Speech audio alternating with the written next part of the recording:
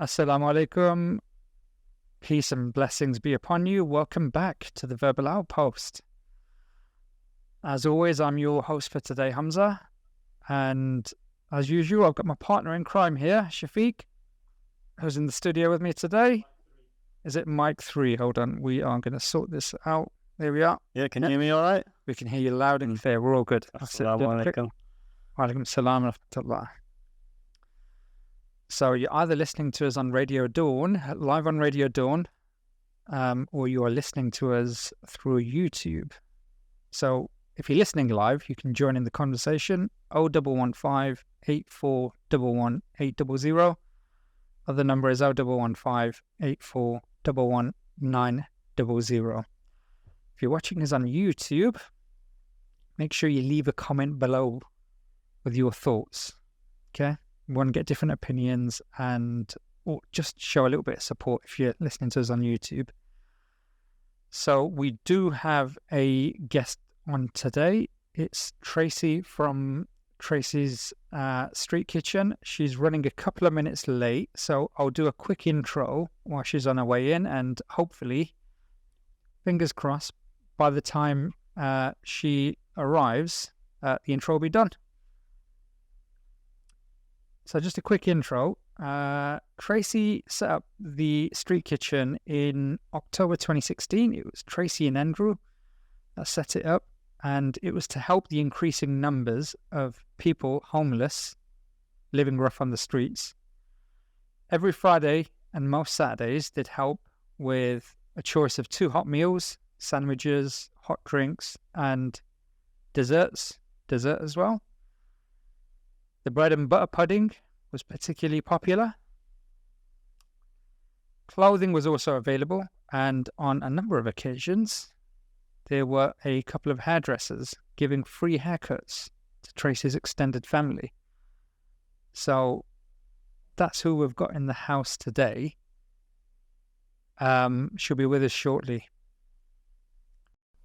Tracy, welcome. You're here. I was just doing the intro. It's good to see you. Right, hold on. We're just going to do a quick mic check and just make sure everything's working. Yeah? You'll need to come right up to the mic and do a little bit of an adjustment. Yeah? How are you doing, Tracy? You all right? Fine, thank you. It's great to be here. Thank you. Absolute pleasure. Absolute pleasure. Everything okay? Everything all right? You're a couple of minutes late, but that's because of extenuating circumstances. Yeah, a few incidents at work. I'm a chef in a residential home and also do support work. So, yeah, it was a bit touch and go. One of our ladies had a fall. So, but I'm here. But she's okay. She's okay. Nothing too serious. Right. Fingers crossed. We're helping the best friend. It's nothing serious. I was just talking about the Street Kitchen, and I was just talking about some of the great work that you've done. Talking about the food, the bread and butter pudding, talking about your extended family who are getting haircuts. And just before we sort of introduce you as well, right? Usually what we do with guests is we do a quick fire this or that. Okay, so you got to select one option, and it's one of 2 options. Okay, so very quickly, just so we get to know you a little bit better, isn't it? Yeah. Right. Early morning or late night? early morning. Okay. I expected that. Okay. Ketchup or mayonnaise? Oh, mayonnaise. Mayonnaise. Why? You don't do ketchup? No, I do brown sauce, but not red ketchup. I don't do red ketchup. I don't find it appealing, but mayonnaise, yeah. Lots of mayonnaise. Right. So, Tracy, can you point it a little bit? Yeah, just rearrange your mic. Sorry, the mics are really temperamental. But yeah, you got to be right. There we are. I heard that. It is mic 2, isn't it? It is mic 2. Yeah. Cool. All good. Okay. Mayonnaise. Mayonnaise, yeah, all the way. Cat or dog? Cat. Cat. Yeah, that's right. Do you have any cats? I do. We had a dog, a rescued one, but he bit us quite a lot. He was from a bad place, so we went back, somebody else taking him. So the other day when I was in to get my... Sorry, do you know what? That mic is not working at all. Not working at all? It's not. Have I got the wrong one? So this is 3, that'll be 4. Tracy, sorry, do you want to give that a go? Yeah. My apologies. Mike, listen, you've been talking through our mics so far. Right, we've got it sorted. Hold on, wait, there we are. We're in a good place now. we're in a good place with it. Sorry, yes, cat or dog, and you were saying that you've had a dog. Yeah, we had a dog, rescued him, but he was had temperamental issues. And last weekend, I was talking about getting a cat, and I went to have one of my piercings redone. And in the shop, there was a lady who said she'd got a mummy cat and 2 kittens. So we came home with them. Yeah, 3. And how do the kittens now? 16 weeks old. 16 weeks. That's quite old, isn't it? In Yeah, I suppose so. cat terms. Yeah, Okay. they're terrors. Cardio or weights? Weights. Weights. A bit of a weightlifter? Yeah, I've done it in time. I've actually competed for Miss Mansfield. Oh wow. Yeah. So I've got That's pretty. So how much do you bench? on my legs about 65 at the minute. Used to do a bit more. But yeah, up to anything up to sort of 60, 70. Okay. All right. Yeah. Just be a little bit careful around. Coffee or tea? Tea. Tea. Can't do coffee. I had a heart attack and a stroke, so I can't do coffee. I love it, but it doesn't like me. Okay. All right. Yeah. Interesting. So, listen, Tracy, been doing a little bit of research. I've spoken to you in the past, and I was just, what I'll do, I'll just read off the bit from your website. It's just absolutely fascinating. Just want to understand a little bit more about your background and the work you do with Street Kitchen and just how you got to it. So at the young age of 14, you found yourself living on the streets in Nottingham, and you're in an extremely vulnerable position, and you're the target of random attacks and violence from other rough sleepers, and mentioned members of the public saw that as kind of fair game. Yes. And keep out of it. And that's just tragic. I mean, how does that Well, obviously, I was in and out of care as a child, and events happened. Basically, I had a baby when I was 14, which was my foster father's, and she died when she was 6 months old. So I kind of was a little bit not in the right place, shall we say. So I ended up on the streets, living on the streets of Nottingham. It was really hard, a young person, not ever been there before. Could look after myself, but yeah, I get you when you said it's fair game. It is, because they see me as a vulnerable person. I've been kicked, I've been weed on and things like that over the times. But I've had some good people who've also sort of, helped and supported along the way. But it's been a bit of a tough 5 years, to be fair. Really tough. So between the age of 14 and 19? Yeah. Wow, Yeah. I mean, because I look at my kids, my oldest is 11, and just a couple of years, 2-3 years older than him, and that's terrible. It was during that time period, so I'm guessing around the age of 19, you met Andrew. I did. He was passing by on his way to work. He brought you a drink and a sandwich, which is Yes. beautiful, and that started a lovely lifelong friendship, and you're both running the Street Kitchen together, which is absolutely We've awesome. been friends for over 40 odd years. Wow. And I still look after him now. He's 68, bless him, and I still go and do his cleaning and his ironing and washing on the days off. So Yeah. No, that's great. That's great. And then what I thought was amazing was you then completely turned your life around, Tracy, and you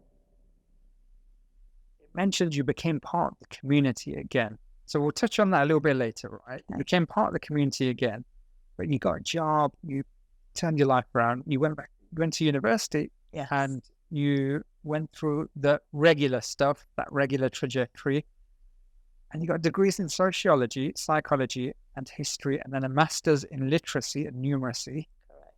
Which is awesome. That's great. A lot of hard work. I bet.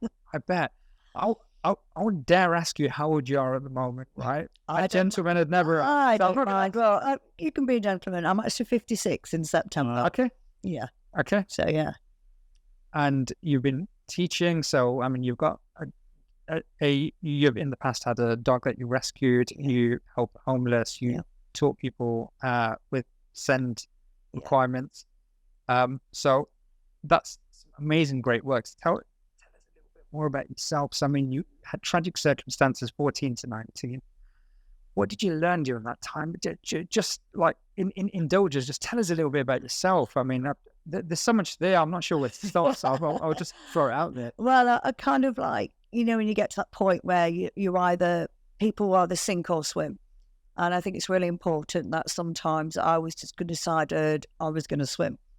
I'd had bad things happen, but I think that shaped me who I was, and makes me wary about things sometimes. But I just then decided, right, I was going to go and do something, and I wanted to make a difference to people.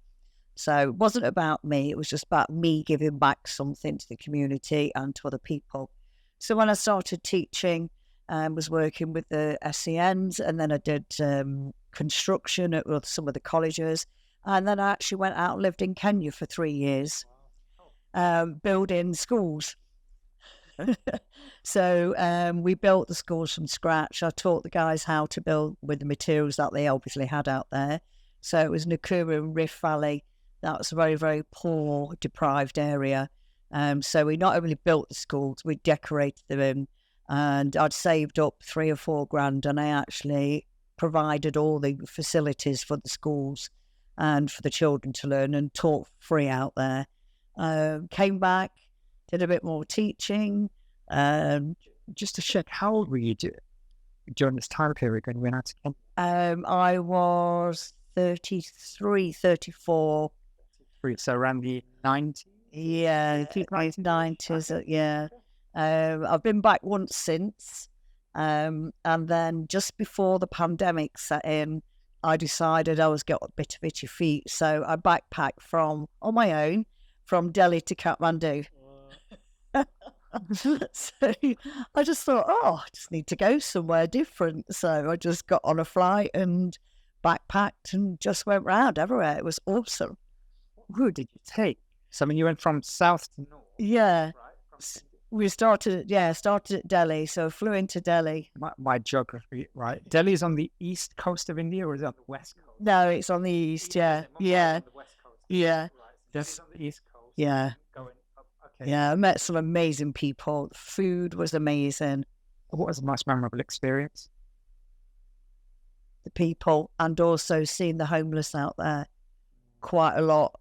I went on the River Ganges. I saw the sunset and the sunrise as well on the River Ganges, and it just shows you how different cultures are. And I've got a lot of Asian friends and stuff, and it's really great because I love the food. I think English food is really boring, to be fair with you. And so I learned, I'm quite good at cooking anyway. My other half won't say that, but I love doing different things, different spices and herbs, and it was really good. I went to a couple of the cooking classes over in India, and they were just absolutely brilliant. I'm terrible at making momos. I can't do them dumpling things. Just not very good at all. It's hard work, isn't it? Yeah. A little bit dexterous. Yeah. What's the best thing you ate when you were out there? Curries. Lots and lots of curries and different colour pastas and, lentils and things like that, things that I'd never tried before. But it was just enjoyable. I was going around every day looking at different things, and I bought lots of herbs and spices and things back with me back home. Is there anything in particular that you use quite a fair bit now? Is there a particular ingredient that stuck with you? Because I've noticed over the years, there's been certain ingredients. The latest one is something called jaggery gur. No, I've not heard of that one. It's dried sugar cane. So it's an Indian thing. Okay. It's dried sugar cane. Shafiq, I don't know if you've used it or you've come across it. No, I don't think I have. It's called panela. Right. Panela. Oh, yeah, I think. Yeah. It's the most beautiful caramelly type sugar. So we've replaced sugar to an extent with this stuff. Absolutely delicious. Absolutely I'll have to have a look at that. Is there any spice or anything that particularly that stuck with you since? Black mustard seeds are really good. I use them. They're really nice. Really nice. So since then, I mean, it's been a life well lived. You've made some amazing contributions to the people around you. You helped out people abroad as well. Tell us a little bit about the street kitchen. So the work that you do there with the homeless. And I'm going to be completely honest, right? I thought I do need to make this clear.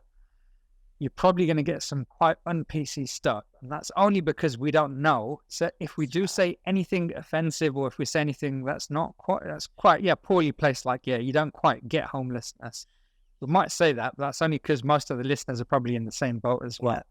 So just explain a little bit about the street kitchen, and then we'll just try to understand, just so we can understand it a bit better. Yeah. I think homelessness is rife everywhere, even though a lot of people, I think, need to be educated or just understand the reasons behind someone being homeless. And it can be that we're one paycheck away from, losing our job, our friendships, our families, and then there's nowhere else to go. So the homeless then become fragmented away from the community, and then they have to then find somewhere where they can stay. It's not that easy. People think, we could just go into the YMCA, but there's so much protocol to actually find somewhere. So we find themselves out on the streets with then literally begging, not knowing what to expect, not knowing when the next food's coming from, how they're going to be treated by people. And in 2016, I thought to myself, I'll give it a go. If it don't work, it don't work. So I just started off with a backpack with sandwiches and a couple of flasks of tea and coffee, fed 10 people. 10 became 20, 20 became 50. And then it was getting up to nearly 200. Not all were homeless, don't get me wrong. But there was obviously families and people in need of hot food. So every Friday night, we were in Trinity Square, feeding even through the pandemic. And even one of the officers, which I won't name, decided that I shouldn't be in the square, even though I'd paid for everything, because, we had all the distancing rules. And he said to me, he says, I'll have to remove you. And I says, well, you argue with the 80-long queue of people there. They've seen the food. And I said, this is not happening. He gave me a public order notice. Right.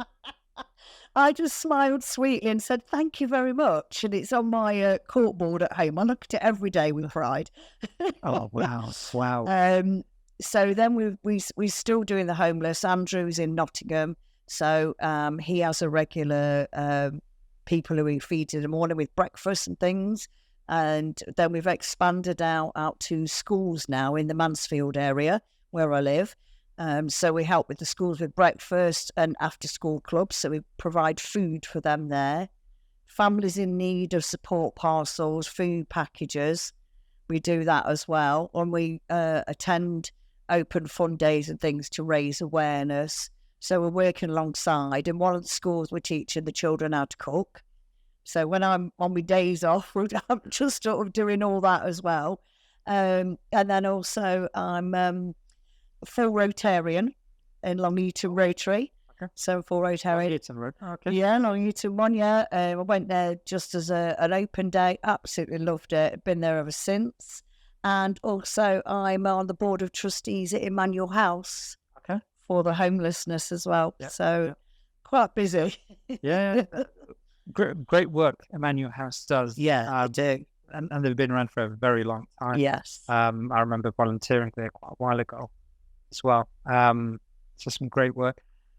And then in terms of, so you talked about, helping kids out as well. And about 3 or 4 years ago, it may have just been feeding the homeless, but it looks like with the cost of living crisis, there's a lot more people that may not have needed that support in the past, do need it now. Mm. And that, what's it called? The sort of like the threshold of being able to live comfortably has been raised so high. So is that the case? Are you seeing that? Yeah, definitely. In the 2 schools we support, there's at least between 50 and 60% of them are actually in poverty.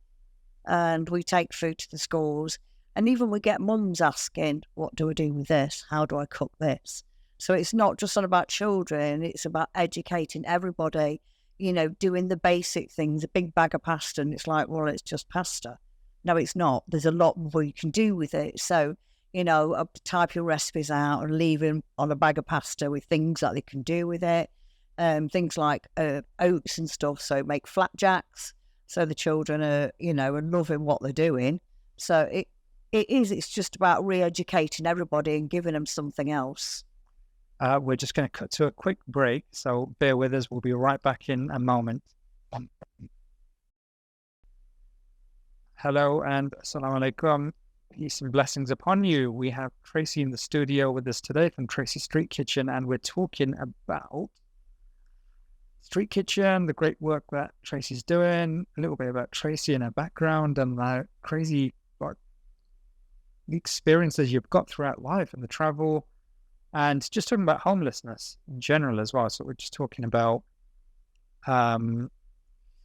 cost of living crisis, how some of the parents, it's not just the children, but some of the parents need that bit of education as well, how to cook. And actually, you mentioned about 70%. Yeah, 70% there. On poverty line, and it's really sort of heartwarming.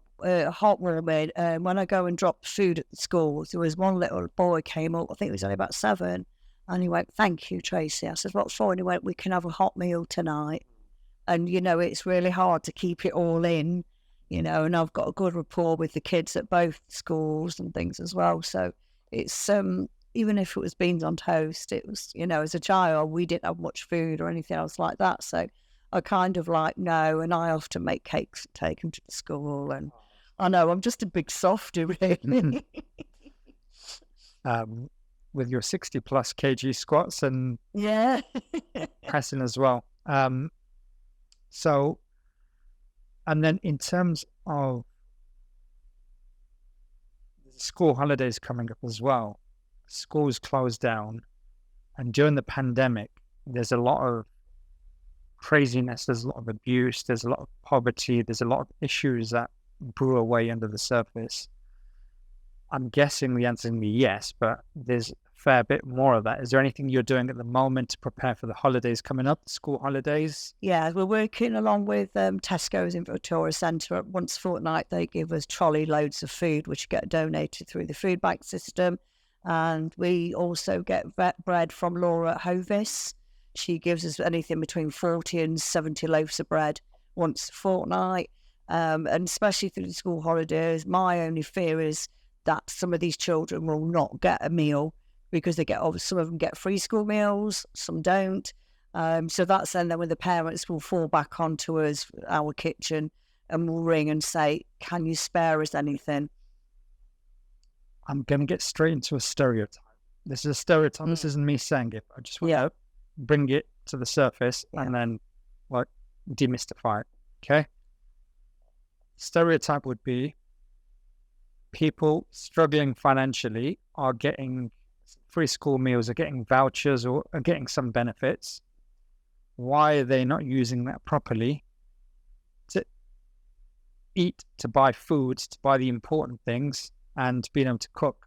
Why are they not sorting it out, and why have they put themselves in that situation? That's a stereotype. How would you respond to that? I agree with some of that, and there are a lot, and I think a lot of parents on benefits, they spend money elsewhere where they should be spending on their children on food. That is the first thing. For me, I was a single mum, and it was the bills and children's food came before anything else. I think nowadays a lot of the kids are so bent on having the best trainers and having all the nice things and the PlayStations and the Xbox and stuff. And I think your parents, I feel compelled to maybe give them that because they're pressurised from school. So they're thinking, well, I've got this from mum, but then the money's not going on that. So yeah, we do see that stereotypical, family, and people do look down on them.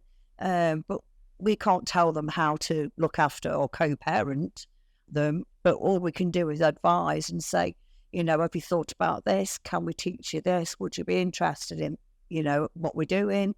And get them to really think outside the box. That's important, really is. I know we've talked about, Shafiq, we've talked about materialism in the past. We've talked about the basics, the essentials first, and don't worry too much about brand names. And these companies, they're pumping billions into marketing. Your Apples and your Google and your Microsoft, there's billions that go into making stuff look really pretty and making it look nice and getting people to buy. Prime, for example, is a great example. Yes. Oh, God, Prime. Yes. Shafiq, your kids, did they get into it? No, I think they're a bit too young, though. My kids are 10.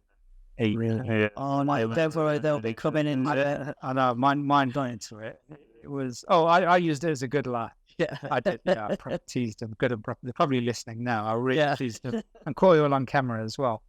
But explain to them, look, there's a valuable lesson because they're not interested now. And it's, look, this is, you're 11 years old, but I've seen this many times, just trends that will come and go. Okay. Don't be a sheep. Don't follow it because you can be out of pocket at the end of it. And you've got nothing to show because you've now lost interest. And it was temporary. So we've talked about that in the past. Financial literacy is a big thing that they've started teaching in schools. So with the cooking, with helping through food banks, street kitchen, is there an element of like financial literacy and money management as well? And I think there is. There's a lot of people, a lot of parents can't read. They are sort of don't understand the actual bills, and they might go to pay something, but they don't look at what they're actually getting for their money. They don't understand the breakdown of quite a lot of things. So for us, I always say to the parents, what have you got income coming in? Let's see what we can do to going out. And I think that's really important. And also one other thing as well at school, it was really weird because my partner's got a 22-year-old daughter, Lauren. She's fantastic. And she said, Dad, why would I want to know how many wives Henry VIII had? Teach me budgeting skills. Teach me things that I'm going to need in life. Yeah. And my partner was a roofer, and she used to go every Saturday and Sunday up on the roof with her dad, and she earned her pocket money. I've done it as well. I've been up on roofs with him and done things, and I've been off. But again, it's right. Why not teach the children the basic stuff? And all these ways of doing maths. What is wrong with the basic maths of things? What we had as a child, they teach this different way of dividing and adding and things like that. And then they say, well, do this long division sum or subtract that. It doesn't matter if you don't get the answer. It's right. No, it's not. Then you're teaching that person the wrong way. So it's okay, you can work it out that way. But if the answer's wrong, how are you then going to learn? And that was one of my big issues when I was teaching as well. It was like, no, the basics, you've got that basics, you can then expand from that. So that sort of worries me in school now. These all new fandangled ways of teaching kids, and they come home and they go, oh, Mom, and we've got 2 boys who live 3 doors down. We've basically adopted them. They come round, Tracy, can you help with this? And I'm like going, what? What's that? And I teach him the old way, and then the teacher says, oh, you can't do it that way. And he says, yeah, I can. So he said, I've got the right answer and I'm going to do it that way. So it's caused a few things. I do the exact same thing with my kids. So I don't know the modern way of doing it. And it's something they're doing, and they're drawing like columns and everything. Oh, no, listen, right, just you do it this way. Yeah. And it will work. You get the right answer. Okay. And I explained the why as well. I think with maths, right, the why is really important. And what I like about maths is either right or wrong. There's no, if you're teaching any other way, you're doing something. I hated maths at school because I always used to say, sir, can I ask a question? He used to say to me, Tracy, be quiet, but I don't understand algebra. What is the point of algebra? And I'm not going to use it. Well, just sit there. And I said, well, why does it work out that way? Never got that way. And when I was at school ages ago, there was always a board rubber on the head just to be quiet from the teacher. So, it was like, kind of put me off maths for a while. So, but yeah. I think nowadays that, they're completely different now. Yeah, so there's not that kind of thing in school. Yeah, it's much more touchy-feely now. Okay. So there is an element of, there is an element of mismanaging money. Financial literacy is something that could potentially help with that. Budgeting skills, money management, they're all positive things. The other stereotype is, and this is people sleeping rough, is if you give them money, they're just going to buy booze and drugs with it. So don't give them the money. That's true. You can't stereotype all of them or put all of them in the same box because they're not all right. Yes, some will go. And, to be fair with you, when I was on the streets, if I got money, I would go and buy alcohol. It just numbs the situation out of your head. But if you think about it, there's only about 10-15% of people that would. The rest of them, not, they wouldn't spend it on drink and drugs. Again, 10 to 15% would buy yes. drinking drugs with it. Yeah. 5% would not. Would not, no, they would not. And a lot of them don't actually take money. They say, can we have some food? Can we have a drink? Is anything, you can give us? I mean, we've supplied clothes and everything else to people. So we listen to what they want and then we support them with that. So, yeah, there were a lot of people, and I've seen it when I've walked past in town, and I can go into Nottingham and I'm still there 3.5 hours later. I've got everybody going, Tracy, Tracy, Tracy. So everywhere I go, I've got people, and I always say to them, is anything you need, anything you want? And I see some guys sometimes. There was a guy I'd not seen before on Clumber Street, and I went up to him and I said, how are you? And he said his name was Craig. I didn't know that for certain, but he was Craig. So I sat on the floor and it was raining, and so I got wet bottom, but I wasn't bothered. And this woman came by, what you doing with that person? Those people. Oh, I had rage, and I thought, calm. And I said, excuse me, young lady. I says, what do you mean, these people, those people, or that person? I said, they're a human being, just like everyone else. I said, you cannot judge on why he's now homeless. And if it's that bad, why don't you just say, hello, how are you doing? You don't have to do anything else. Being ignorant makes the person feel a lot more down, depressed, mental health issues then become really rife with them. And, lots of people will just turn around and go, at you. And I had it, and I won't do it. Even if I don't know them, I will still go and say, is there anything I can get you? And I always give them a hug and everything. Doesn't matter what they smell like, look like. That hug and a smile and a conversation means the world. Okay. What other ways can we help? Because I mean, that's quite an eye opener. Asking how are you, giving a hug.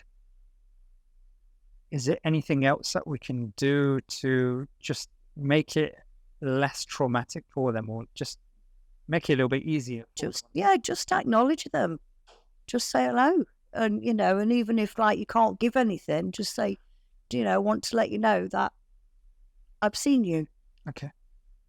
I've had that before, where you walk past them, like I said, it's me being a bit ignorant and stuff. Obviously, they're asking for money, and I don't have money, and I've got this thing where it's like, if I give them money, they are going to buy drugs, alcohol. I've got that, that impression of them. And it's only because I've had a couple of times where I've had a bad experience where I've offered to buy them tram ticket. If they want a tram ticket, I thought, I'll buy you a ticket, or I'll buy you some food. Oh, I need money for shelter. I was like, okay, tell me where you're going. I'll take you there. Yes. I'll pay for your stay and everything like that. Yeah, and then they just make excuses, or they don't show up. I say, I'll meet you here in 20 minutes and I'll take you to wherever you need to go. So because of that, of that, unfortunately, it's left this image of me of them. We're doing it. It did with me when I first started, to be honest.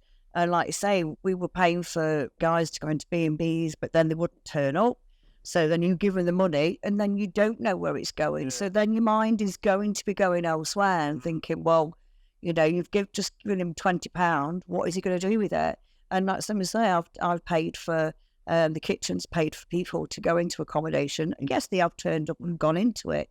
But then again, it's just the odd few, like you say, that will then give everybody else that impression that we shouldn't. Because of that, sometimes I would just walk past and they'd be asking for money. And then I remember one of that, I did feel really bad about it, because when I said, don't just ignore me, please. And I was like, I felt really bad after that. I thought, yeah, you're right. Because I just walked past. I didn't, they were talking directly to me. I could see them talking, but I sort of looked away because I didn't want to engage in a conversation with them. And like I said, that's bad on my part, but they called me out on it and said, please don't ignore me. Yeah, no, it's not bad on your part at all. I think it is as well. I could have just turned around and I said, look, oh, sorry, I don't have anything, or I can't help you. Do you need food? Or yeah, but it catches you unawares, and that's the thing. And I think a lot of people, when they actually go through Nottingham, I think they're scared of the homeless because of that thing of well, he's going to attack me if I don't give him anything. So that becomes that fear of going anywhere near them just in case they're going to get hurt. And especially if it's 2 or 3 of them all in the same place, then that becomes kind of like a threatening to the general public. So they'll just cross the road or anything else like that away from them. So around the corner, the local Asda was known for being quite a hot spot, and there was quite often a lot of, this is what was being reported in the media, there's a lot of crime, a lot of antisocial behavior as a result of it. Are those situations isolated? And it seems to have disappeared as well. So I'm not sure if they've been taken off the streets or... the police would have most probably moved them on, especially if we've got several complaints. The police will then look at areas. I mean, I used to live on Bobbers Mill Road years ago, and the police, and it was rife then. There was lots of trouble around here, lots and lots of years ago. My son was only 6, he's 31 now.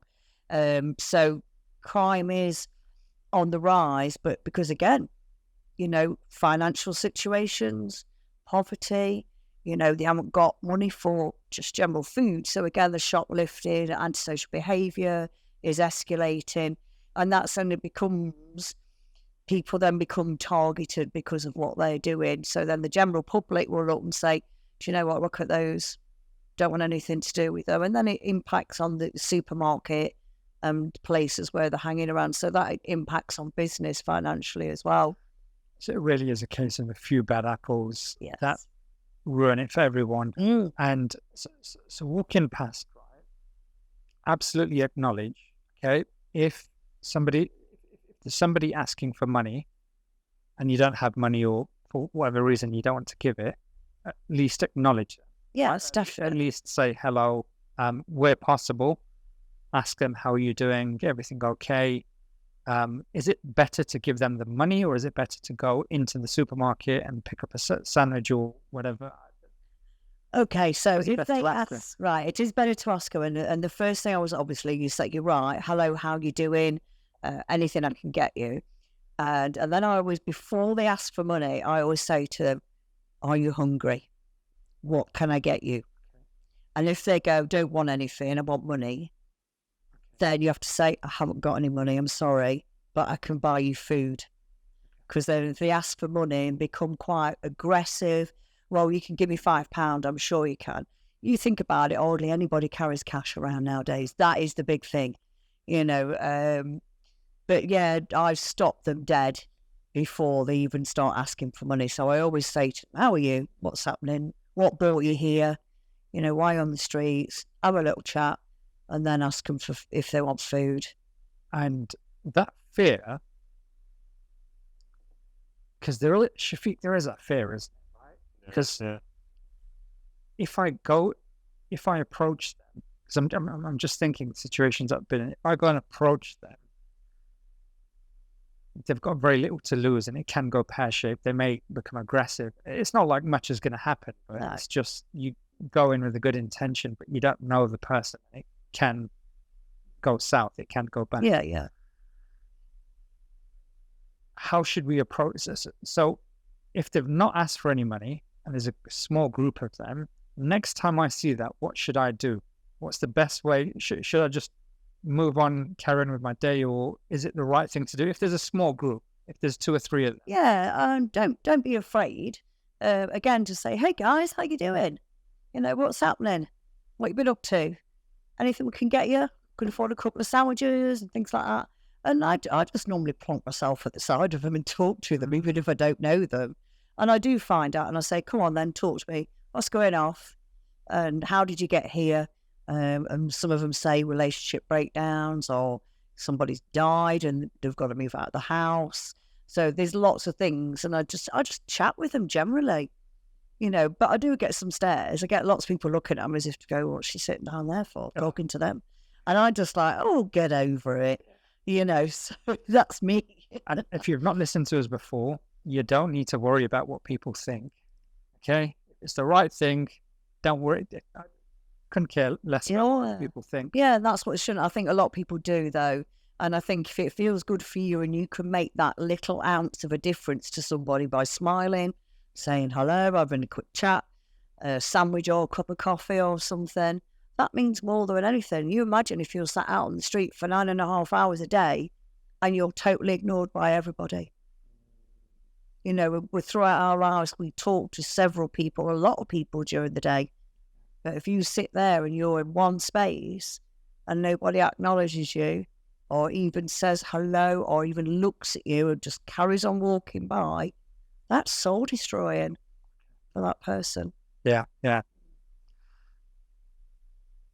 We don't really think of it because we're going to a bit of a bubble, isn't it? And kind of, I think everybody subconsciously has that mentality of them being sort of different. Yeah. In terms of you mentioned part of the community again, is that you've broken the cycle and you've become part of the community again.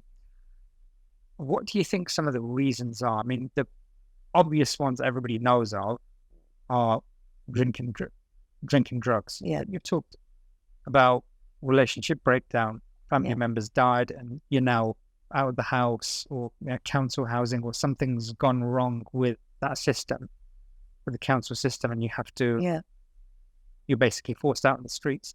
So what are some of the reasons, just so we can it's not just drinking drugs? I mean, I think a lot of them as well, like we did state about obviously family relationships, breakdowns with those, but I think also as well, loss of a job, that then impacts on everything. Lose your house, then the council, you know, as a single man, I think is the hardest thing, because the council do not accommodate for single men. It's always for families and children, you know, fine. But we have so many single men, and we've had so many veterans who are homeless as well. We've actually supported, and it kind of makes me worry that some of them will never go back into society and community, because once they've gone into, I suppose, that way of life, that circle, and I could name a few of my guys, Francis, Gary, and a few others. Francis walks around, he was so unkempt, and he will not go in anywhere, even during the pandemic, would not go in there because he just felt confined space, and the mental health is gone. So they just basically stick to themselves. They will not go or interact with anybody else. We did take him for a haircut and got him some clothes. Saw him a couple of weeks ago, talking to himself, walking around town, didn't even recognise me. You know, so it's hard to then, as soon as you're out of that community, having that support network, as soon as you're there on the streets, it's a different part of community that you're in, and it's a different circle. And because you're in that on a day-to-day basis, maybe weeks, months, years, you then find it harder to even get back in, even with support.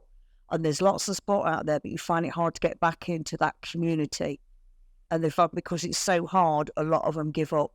A lot of them commit suicide, you know, drink themselves to death, and will just do anything not to be here because they don't know how to cope with it. They must become institutionalized. Yeah. And just, that's it. Like prison. The other kind of, it's a strange one, but I mean, I'm not sure how to word it, but is prison an option? I mean, is that better? No, not really an opposite. Hold on, wait, let me. No, I know what you're saying. Is there a case of where, I just don't get, if you commit a crime, you end up in prison, and there's a relative comfort, right? Yeah. It's not that bad, but then if you don't have housing and you've not committed any crime, you're homeless, it's kind of, it just doesn't make sense. Yeah. You're better off being a criminal rather than living on. You're actually quite right, quite true. Yeah, it is. Yeah, I mean, a lot of our guys have done time, been in and out, petty crimes, and then they come out back out the streets, and within 6 weeks to 3 months, they're back in again, because that's the only way they know. That's their way of a free bed, room, when they're in custody. Then they go to prison, and they've got all the comforts, and they come out, and then they just think, can't cope with this, so they do just keep reoffending. You know, we've got lots of prolific offenders in Nottingham. I used to work with the CPS and on the police, so I had a big caseload of prolific offenders. And it's just their pattern of behaviour, just a pattern. You don't know anything different, really. Do you think, you know, I've heard some charities do it, where they'll get, I know some corporates have done it, I know some other big employers in Nottingham, where they'll send some of the employees to sleep work on the street for a couple of nights just to get an idea, right? I've never done it, but Do you think that would be good for people just to get an idea and just to empathize a little bit better? I mean, yeah, I mean, like obviously the big sleep outs and all those, like you say, corporate things. But yeah, I think if a small group within the community did that, but then again, there's lots of things to be aware of because obviously people who are local and who have their own patches, as soon as somebody new comes in, yeah, so it's like treading on their spaces. So say if us three went out tonight and we got sleeping bags and stuff and, you know, we're just a bit rough around the edges, they'd be like thinking, well, where have they come from? We've never seen them before. And we have people in Nottingham which we call day trippers. You'll see a girl, they're basically, and I've seen this with my own eyes, a guy drives a nice BMW, two people in the back, drops them off and they've got rough clothing, and then they sit where the train station is with a blanket or a duvet. Some will have a dog, and then what they'll do then, they'll get as much money as they can. And I've seen them at 6 o'clock get back in that same car and go home. So there's lots of day trippers, people who are not actually homeless, but who are just skanking the system. And that's really hard. But you get to know them. I do when I'm out and about, and I'm like, because I've got a guy in Mansfield. I know him really well. He's lovely, you know, and he's had a breakdown with his marriage and things. So I get to like chat with him and stuff. So it's really good. But no, you can always tell if they've got night trainers or nice trainers and stuff on. Any other red flags? Anything else we should be looking out for? Apart from the BMW, if we don't do the 10 in the morning, it's just their demeanour as well, the clothing, the demeanour, and also, you know, it sounds daft, but look under their nails. Okay. If you're homeless, you cannot really scrub your nails anyway. They go into the toilet and get change, but most homeless people will either be looking for butt ends to smoke. They will also have really bad nails. Mine are terrible because I cook every day, but yeah, they'll have really dark hands and hair not washed. But if you see somebody that's sitting there with just a little blanket with a little cup for some money in, nicely washed hair, pair of Nikes, yeah, okay, we're stereotypically again, but these are the ones to watch out for, and they often causes group fights as well, where these day trippers have come on the patch, and then there's things going off, so it causes a lot of fights and stuff in Nottingham. It's very eye-opening. Can I just ask as well, most homeless people now have a phone, right? Because sometimes it used to be you see them with a phone, you think, oh, if you got a phone or what looks like a nice phone as well, you think, okay, they've probably got money then. But I'm just assuming they've all got one now. It's just come to a point where it's become so affordable. Not wrong. I would say at least 85% do have a phone of some description. Whether it's been given to them by another charity or whether it's been acquired another way, shall we say. Yeah, but then a lot of them now in Nottingham is all these free phone call boxes where you can actually reverse a call. So if you wanted to get in touch with somebody, you can then actually dial through and it will say, will you take so if someone was ringing me, will you take the call? Yes. So we pay for that. So then we know that someone's in need of that. But they use, the call boxes in Nottingham, which is a really good idea. Really good. We've got about 2-3 minutes left.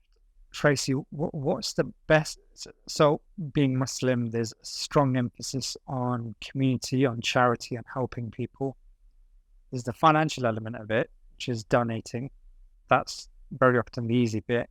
In terms, if somebody's listening now, if somebody's listening on YouTube, what's the best way to add the most value? So, and with your street kitchen as well, I don't know if you're looking for volunteers, if there's any businesses listening at the moment who have surplus food.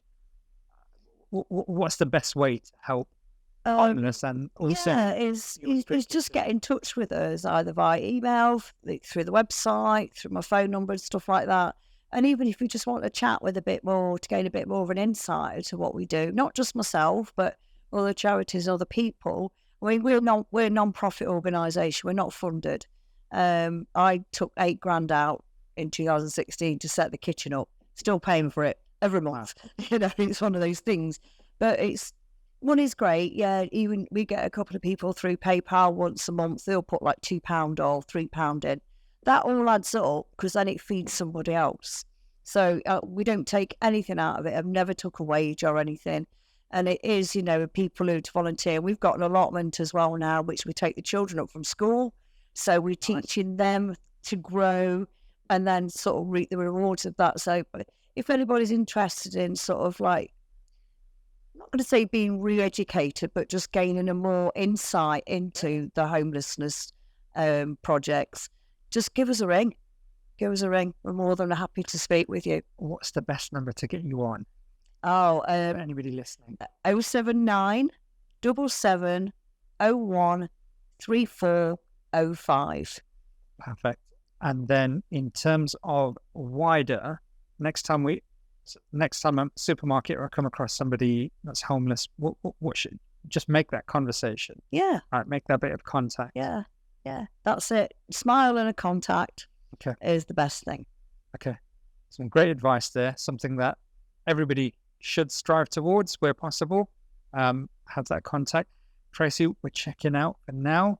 Thank you so much for coming in. And honestly, it's been an eye-opener because I feel there's so much ignorance around it, and just to understand a bit more about it, and hopefully that can change some behavior as well, and some of those stereotypes and negative perceptions. So thank you so much. Thank you. Thanks for coming. That's us signing off for today. Verbal Outpost. You've been listening to Hamza Shafiq and our guest Tracy, who's been in the studio with us. And we shall speak to you again next week. We're in next week. So that's us signing off for today. Assalamu alaikum.